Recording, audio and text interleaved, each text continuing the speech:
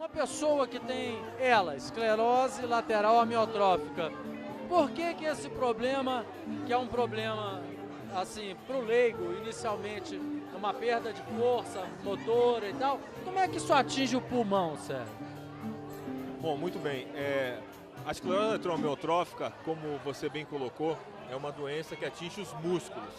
E o pulmão depende de uma bomba ventilatória. Essa bomba ventilatória são os músculos. O diafragma, o principal músculo, e intercostais, entre outros.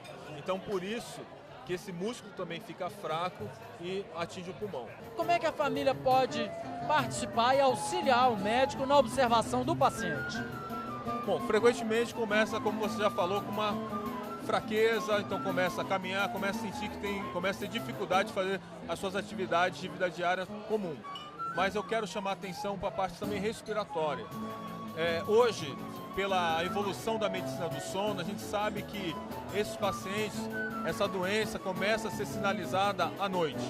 Então, frequentemente, quando estão dormindo, fazem baixa saturação de oxigênio, ou seja, começa a ter uma oxigenação baixa, isso vai refletir no seu dia. Então, se a família observar muita sonolência, cansaço, falta de concentração, impaciente, intolerante, pode ser um momento de procurar um profissional que possa já ajudar de saber que está tendo um distúrbio respiratório do sono e já começar com algumas medidas que vai contribuir muito para a sua qualidade de vida e na condução desse tipo de doença.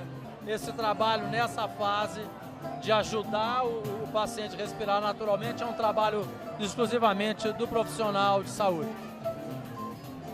Para nós que acreditamos muito em reabilitação, quando fala que esse trabalho é exclusivamente do profissional de saúde, a gente que tem uma visão de reabilitador e também do indivíduo, né? Não ser o paciente, mas ser o agente desse processo junto com a família, a nossa visão sempre é ensinar a família e o acompanhante a fazer essas medidas para que ele possa se beneficiar. Para ter uma ideia, já existe evidência científica sobre isso e a ideia é fazer em torno de 3 vezes ao dia, 8 repetições. Então, para que seja feita todo dia, fica um pouco inviável você colocar um profissional para ficar fazendo. Então, a nossa ideia sempre é orientar, treinar alguém para ir cuidando e numa dificuldade, dúvidas, sempre com apoio, com uma retaguarda de um profissional para trazer as devidas orientações e os ajustes no tratamento para cada etapa. Não adianta essas técnicas estar somente sendo feitas por profissionais de saúde.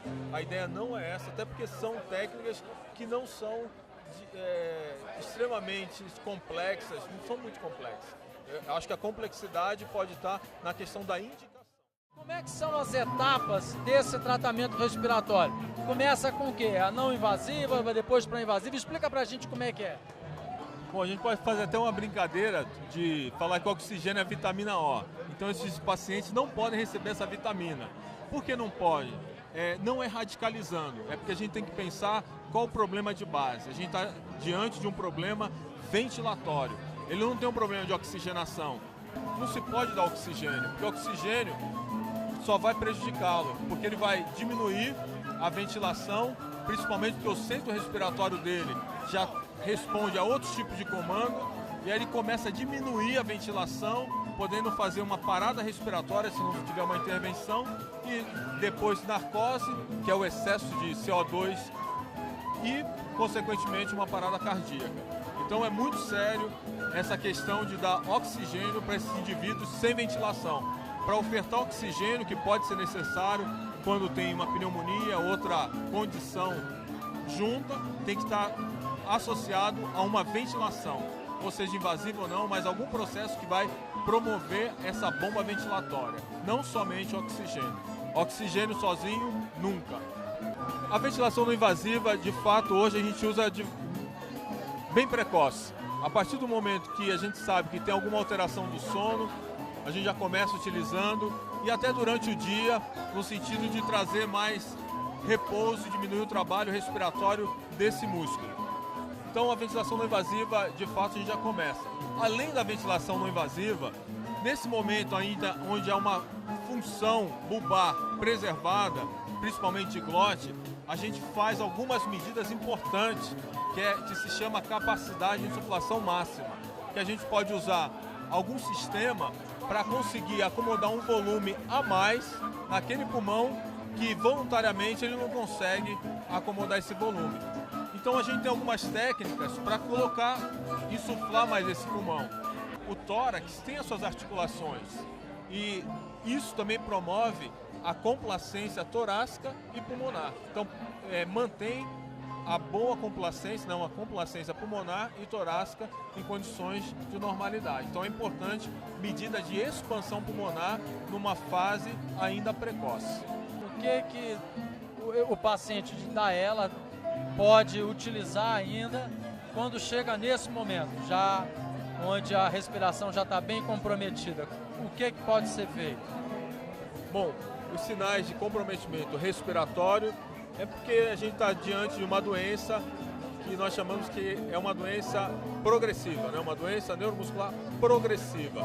Vai diminuindo a força do músculo até que o músculo chega a ficar incapaz de gerar uma pressão negativa para gerar ventilação.